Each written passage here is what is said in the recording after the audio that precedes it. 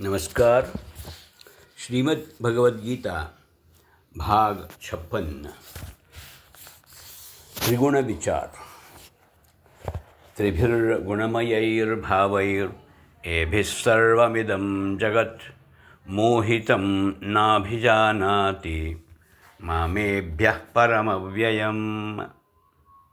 सत्व, रज आणि तम या तीन गुणात्मक भावांनी मोहित होऊन हे सर्व जग यांच्या पलीकडचा जो मी अव्यय आहे त्या मला जाणत नाही. त्रिगुणांची व्याप्ती केवढी मोठी आहे हे सांगताना भगवान म्हणतात, न तदस्ति पृथिव्यां वा दिवि देवेषु वा पुनः सत्वं प्रकृतिजैर्मुक्तं यदेभिः स्यात् त्रिभिर्गुणैः. या पृथ्वीवर, आकाशात किंवा देवलोकीही असं काही नाही की जे प्रकृतीच्या या तीन गुणांपासून मुक्त आहे. सुखप्राप्ती, दुःखाचं निरसन, कर्तव्यपालन अशा आधीच्या प्रकरणात सात्विक म्हणजे सत्वयुक्त उत्तम, राजस रजोयुक्त मध्यम आणि तामस तमोयुक्त हीन या संकल्पना आणि त्या सुख, कर्म, कर्ता यांना कशा लागू पडतात याचा उल्लेख केला होता. सत्व, रज आणि तम यांना गुण आणि तीनही मिळून त्रिगुण असे शब्द आहेत.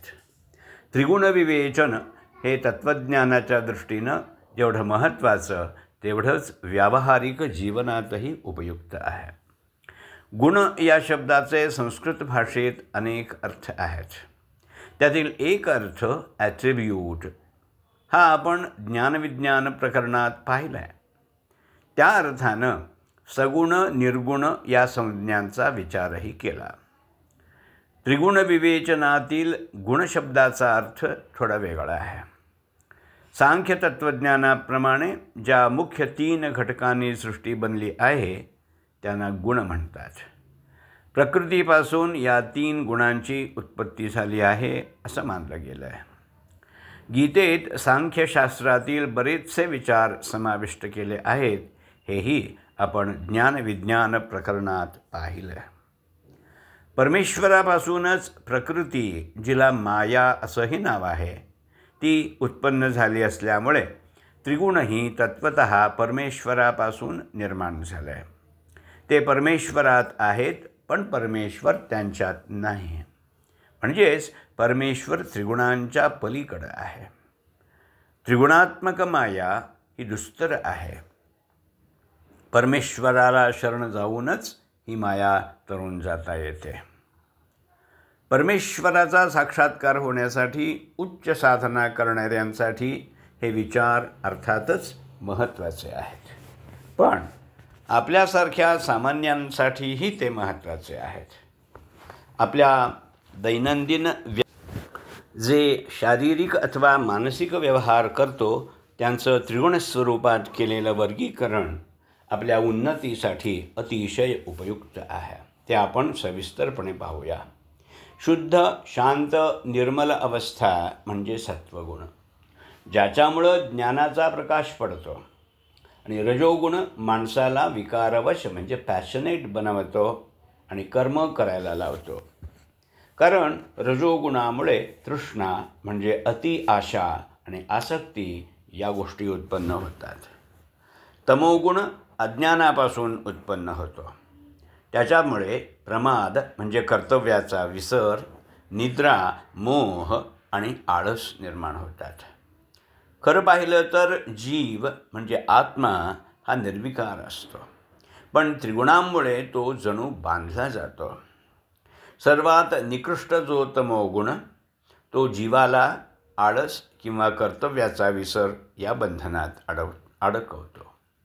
मध्यम रजोगुण जीवाला सतत कशाच्या तरी मागं धावायला लावतो. सत्वगुण उत्तम असला तरी त्याच्यामुळे मिळणारे सुख आणि ज्ञानसुद्धा जीवाला बंधक ठरू शकतात. म्हणून तत्त्वज्ञानाच्या दृष्टीनं त्रिगुणातीत अवस्था ही आदर्श समजली जाते. आपल्यासारख्यांना ती अवस्था गाठणं कठीण असतं. आपण शक्यतो सात्विक निदान राजस अवस्था मिळवण्याचा प्रयत्न करावा. राजस अवस्थेकडून सात्विक अवस्था गाठायचं ध्येय ठेवावं. तामस वृत्ती मात्र सर्वथा त्याज्य समजावी. कुठल्याही व्यक्तीमध्ये तीनही गुण कमी अधिक प्रमाणात असतातच.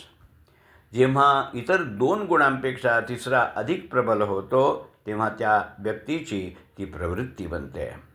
उदाहरणार्थ, सत्व आणि तमोगुणांपेक्षा जेव्हा रजोगुण प्रबल होतो तेव्हा ती व्यक्ती रजोगुणी बनते.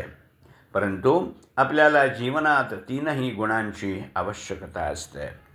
उदाहरण द्यायचं झालं तर चांगलं काम करावं असं वाटणं ही सात्विक वृत्ती, पण प्रत्यक्ष काम करणं ही रजोगुणाची क्रिया आहे.